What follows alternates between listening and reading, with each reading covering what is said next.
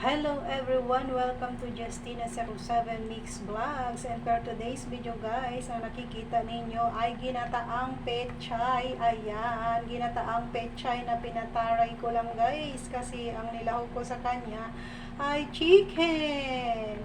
So, ayan, sino sa inyo ang kumakain ng pechay na ginataan? Ayan, ginataan tayong pechay dito guys.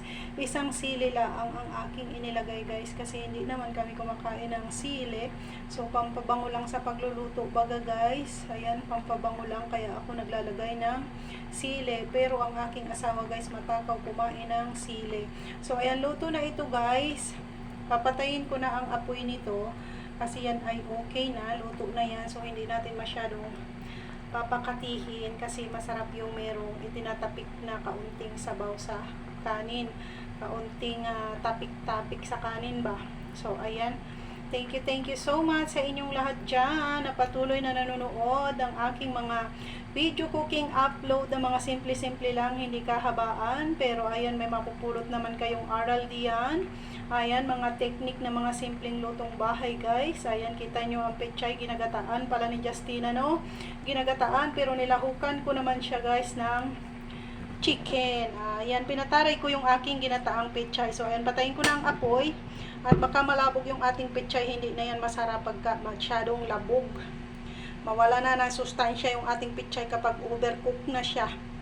So, ayan, kung bago ka pa lang sa aking channel, ayan, kung gusto mong makapanood ng mga simpleng lutong bahay ni Justina, ayan, subscribe ka na and then click the bell button, select all, para lagi kang updated sa mga susunod ko pang upload na video at mga iba't iba pang mga video na aking ina-upload dito sa aking channel. And baga mag-love shout out sa aking mga lovely friends, dear friends, ayan, members and super chatters, thank you so much. Mega love shout out sa inyong lahat. And syempre sa aking buong family, pasensya na kayo sa ugoy-ugoy kasi sa bawat hinga ko ba, umuugoy yung aking paghawak sa cellphone, guys. Umuugoy ang aking cellphone, kaya ang video-video natin umuugoy-ugoy din ba. So, napakasarap ang ating niluto, no? Kaya nagutom na ba kayo? Kaya may kanin na ba kayo dyan? Ayan, pwede nang kumain kasi apakasarap ng niluto ni Justina ngayon. Simpleng lutong bahay, ginataang pechay lamang pero hinaluan natin ng chicken. So, ayan, pinataray natin yung ating ginataang pechay, no? Kahit tutyal naman ang ginataang pechay ni Justina kasi chicken ang lahok. So, ayan, charap-charap ito guys. And, natikman ko na ito, syempre.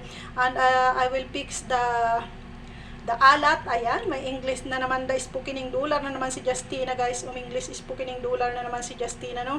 Ang alat ito guys ay tamang-tama lang. And syempre may vinegar ito guys, may vinegar siya. Hindi ko lang nilagyan ng paminta kasi ayaw daw ng pamangkin ko ng may paminta kaya hindi ko na nilagyan guys.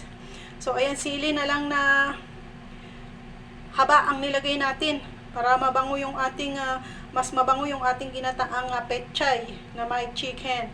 So, ayan ang video natin guys ay aking hindi na masyadong kakapahabain, no? Hanggang dito na lang ang ating video for today and hoping na kayo dyan ay mayroon ng mga nahandang masasarap na ulam dyan kahit mga simple-simple lamang pero may enjoy naman ang inyong buong family. And syempre, masasarapan sila ng husto at more rice pa sila sa inyo. Ayan. So, bye for now na guys. Thank you sa inyong lahat. God bless and mag-iingat po tayo palagi. Ayan, happy tummy na naman ang ating mga tummy-tummy pag ganito ang ating ulam.